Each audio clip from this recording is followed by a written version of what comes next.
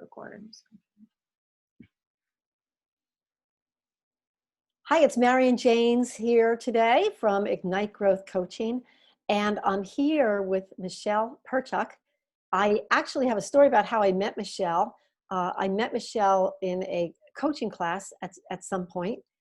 We had our first exposure to each other there, and Michelle came to me and was asking me about my coaching business, and the conversation led to the fact that Michelle was asking me about, here it is COVID, and she wanted to enter into a coaching relationship. And I said to her, I said, Michelle, what is it you want to accomplish? And she kind of looked at me through Zoom and said, I'm just really having a hard time thinking of growing my business or doing anything at this point. There's just too much going on. I imagine a lot of you out there feel the same way. So I said to Michelle, what exactly can you do? What's enough right now? And she said, if I could just get those 100 coaching hours, that would be a win. So my next question, of course, is where do we start? And from that point forward was Michelle's story really began within the coaching relationship, and her ability to take action and commit to things along the way, milestones and progress, really jump-started, I feel, her coaching career that she's well into now. A lot of that during the time, this has all taken place during the time that she was being coached. So my goal for you today who are listening is to walk away feeling really motivated to take action yourselves and inspired by what Michelle is going to offer us here today. And Michelle, I really thank you for being here today. I think that this is going to be super valuable for people, and I appreciate you being the person on the other end of the call, the other side of Zoom. So welcome. Thank you. Thank you for having me. You're very welcome. So, as I'm thinking about our relationship, I'm wondering when you first decided, I think I'm going to reach out and get myself a coach. I know there's kind of a mental process that goes around there, and then you finally make that decision that, yeah, I'm going to do it. And you pick up the phone or you get on the computer or whatever, and you say, I'm going to hire me a coach. So can you share with us a little bit about what led you to that moment? Of course. So before I became a coach, I am a human being. And as a human being, what defines me is that I'm a lifelong learner.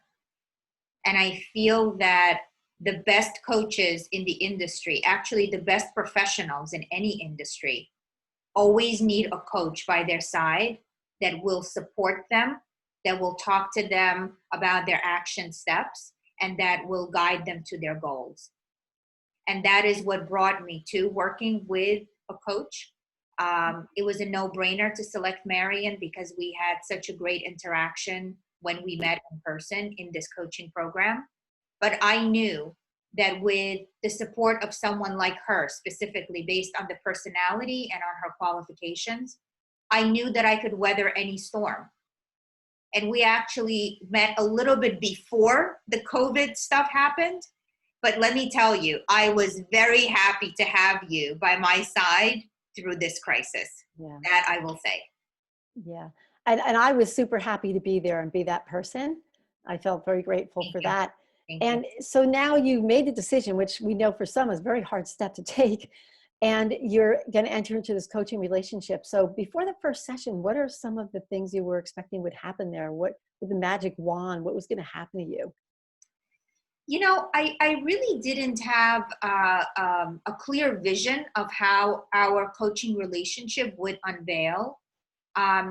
But I knew one thing, that I was coming to the coaching session with a challenge and with certain fears that were keeping me from where I want to go. And just remembering back to like early January when our relationship began, I had some challenges with asking people for money and asking people to review a proposal and all the various steps that coaches do. And the beauty of my relationship with you has been that every time we would meet, I would be able to hash out those challenges, see them from a different perspective, and kind of move on. Or design an action step that I would continuously commit to. And then the fears go away. Interesting. Yeah. So I think by now, what you're probably hearing, if you're listening here, is, this is a person who comes to the coaching interaction with true intent, first of all, for growth, but is really struggling because whoever thought that it's hard enough to grow a business and then grow a business when the world is going topsy-turvy. And, it takes a lot of courage, takes a lot of perseverance.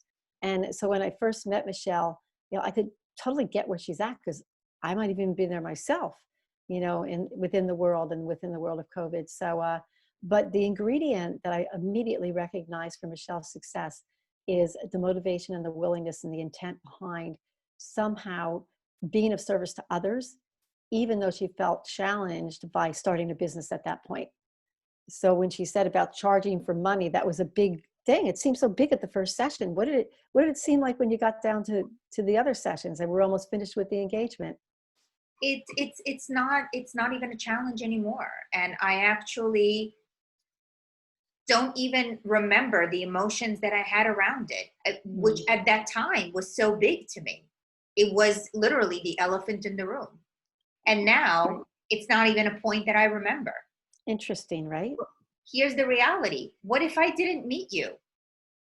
I would have crashed over these past couple of months completely and not have had the tools that I need to get through challenges, and I would not fulfill my goal because I would be stopped back then with something so simple as asking people for money.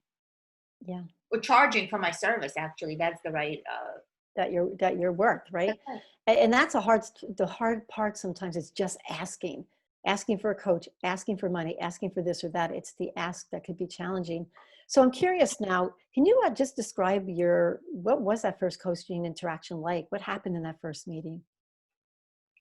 I don't remember all the portions of it, but I remember that I realized that every situation can be looked at from a different perspective. Hmm. And I was able to actually use that muscle for the first time. That if something is how it is or how it seems, there's always a different situation that I'm just not seeing, a different perspective that I'm not seeing. And what that first session allowed me to do is to become more flexible and not get so hung up on assumptions, where assumptions are really, they break us. Oh, absolutely. And so I think what we're hearing here, Michelle, is that, you recognized, you were able to become more aware and recognize some of those assumptions you had to break through early on. Yes. And you were well ready and willing to do that. And I'm wondering now, about how long before or at what point did you start to realize some kind of transformation taking place? I would say after session 3 and 4, I started realizing that my coaching relationship with you was not going to be about discussing my challenges, but more so of designing my action steps. Mhm. And since I'm an action driven person, I actually wanted to live in that space more. So it's that moment, I think at session 3 or 4, that I realized that these are really planning sessions where I have to come to prepared to discuss ideas and things that I will do and not kind of cry about things that didn't go right. Right. That's interesting. And I hope I don't embarrass you, put you on the spot, but I remember those first couple sessions were kind of the long face and just not really, a Yep. lot of obstacles and can't price and can't do this and that audience and that person or whatever. And those last few sessions, this is where the action comes. You're just so willing to take action. Michelle, you came to the sessions and you couldn't wait to get on the phone. And before we even started coaching, it's like, I got to tell you all the things that are going on. And before there was nothing going on, nothing at all. And you'd say, there's nothing going on. I don't know where to start. I don't know where to go. I don't know where to journey to. And now you're like, I can't even start the session because I have so much to tell you. And Yeah. sometimes you had to tell me in between, which I think just says so much about you. And again, I'm glad that you brought up yourself about the action, because all the coaching in the world is great, but without that whole piece of allowing the coachee to take action on their own through your guidance and support, that's so empowering. And that's what I'm hearing coming out in your voice is, the more you do that, it's almost like habit forming, like addictive, isn't it? That's right. And all it takes is that spark that you ignite. Thank you. It goes right along with my brand, right? Yep. It sounds familiar. Yeah. So, I'm curious now, what did you learn? So now you're through the coaching. We finished our engagement just recently. A lot happened in there, but what was one of the biggest things you learned or one of the takeaways you have? I learned that every situation can be viewed from a different perspective. I learned that I should not add meaning to anything that happens, that I should really explore all possibilities. I should keep my mind open to new opportunities. And I realized that it only takes that first spark. And I remember specifically where when we first started talking, it was such an hurdle to get even the 100 hours for the exam. And now it's like it's not even a point that I even worry about anymore. That's done. But at that point, it seemed like such a huge mountain. It's a big number. Yeah. So when you asked, I remember when you asked about the 100 hours, we coached around things getting in the way of getting the 100 hours and your readiness to engage on that level and things like that. And then before you left, I believe we spoke about a Facebook group that I had known about where Yes. people are swapping hours and things like Yes. that. So here you came and said 100 hours. And I think even the very first week you said 100 hours and, oh my gosh, I only got 10. And so I'm thinking, come on, Michelle, be a little more patient. They'll come. You already got 10. That's one step closer. And I think you needed 40 maybe at that point. Right. And then 2.5 weeks later, I think it was less than 3 weeks, if I recall, you either emailed me or called me and said, I have 100 hours. I'm set in that area. Let's move on with the coaching. And then from that point on, you kind of flipped the switch and Yes. we went off in another direction. Yes. But it amazed me. So this is like what hit me about you is that as soon as you clicked in and dialed in, decided to act and follow through on your actions, things happened pretty quickly. Yes. Yes. And once it all started clicking, do you remember any like aha moment that, gee, I think I'm in it, or I know I can do this, or something's changed? The aha moment was that sitting at home through March, April, May,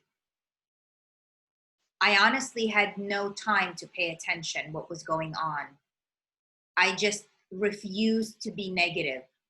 I just was plowing through. And I had an aha moment where I realized that if you're a goal-oriented person and you follow the steps on a daily basis, either on your own or with a coach, everything is possible. I mean, sitting where I'm sitting right now, all the things that I thought back in January that were impossible, were going to take a year to 2 years to achieve, even to start a coaching practice, they're all behind me. It's all done. All my exams, all the certifications, that's all done. Mm-hmm. And now I get a chance to work with people and really change their lives. And that's all because of that first moment that I decided that I want to start a coaching relationship with Marian. Yeah, that's interesting. And it could have been you. I know you say Marian, I'm very grateful for that, but it could be anybody. It's taking that first step to decide yes. to help yourself. Right? Yeah. That, I can't do it alone, especially during these crazy times. Yes. And to help yourself. And, one thing I can say about you, Michelle, and it's almost like maybe I'll embarrass myself, but Michelle has almost like surpassed me in some areas of her business. She's got her own little CRM going on. And it's amazing what's happened in 90 short days during a pandemic, no less. So, I think one of your words you taught me was, the heck with the pandemic, let's do a plandemic. That's right. And you are living proof of that. So now it's all over. If the coaching, not it's all over, but the coaching engagement's over. How do you sustain that momentum? How do you keep it going? The energy that I get from the previous day is just electrifying. Wow. also remember when I was down in that blue zone in the beginning of the year and how demotivating it was. And I don't want to be in that space. So every day I make a conscious decision to stick to the plan, just keep going, and adding one brick to the yellow brick road, one brick at a time. And if I miss a day, then the next day I have to put down 2 bricks. So that's what really motivates me, the success of the previous day. Yes, every day is a new canvas, but you always need to have a foundation to build on. And is the success that I have, when I falter, I look at my coaching reflections that I've been keeping notes on through our coaching sessions. And that's what motivates me, my ultimate mission. So ultimately, and I love the way you sum that up. Thank you. Because at the end of the day, I mean, as coaches, I can now enjoy a friendship with Michelle, having coaching you. And we share professional ideas, and we pick each other up when we feel we need to, or we just support each other. And it's a whole different relationship. And I think that's what we want. That's what I want for you and for all the people that I coach, because, coaching, we don't want the person, I don't want you forever indebted to me. I don't want you in my face, I should say, for the next 3 years, because I haven't done my job then of helping you help yourself. But because you took swift action, because you were so committed, motivated, and dedicated to the process, and you grew so much, and you challenged yourself to take the reins, and you're on the horseback now, and you're going forward, and the support is there. You can still ask, but that's the value, I think, in the coaching, is being able to know that you left that person not only in a better place, but enabled to go out and create their own action and sustain it over a long period of time. Yes. That's important. So, is there anything else you would add? I truly, truly appreciate you getting on Zoom like this. I've been wanting to do this for quite some time, just to really, again, share with everybody. It's not just about Michelle and I, it's about what can happen even during a time of crisis, when you're challenged, when you're alone, when you're depressed, whatever you are out there, frustrated, stuck, all those words that we love so much. They become so dear to us. But it's just, Michelle, you're a living example and like a breath of fresh air as to what is actually possible if you commit to action, if you ask for help, if you try to network with other people, anything at all. If you believe it, if you dream it, it becomes possible. Because I think in The Secret, they say, like, we become our thoughts. We are our thoughts. And that was so evident. I kind of shudder to think what you would have become if you were going to become the person that you were the first 2 sessions. Yep. Those thoughts. Yep. Because you're such a vibrant, great, shining example now of what is possible. And I just want to thank you again for being here. Thank you. And, Thank you. spending time. Of course. So for those of you out there, what is one thing that you're going to do to take some small action towards your own incremental growth as a result of listening to Michelle and hopefully being inspired by some of what you heard? So with that, I'll leave you to ponder, and thank you very much for tuning in and listening. Have a great day.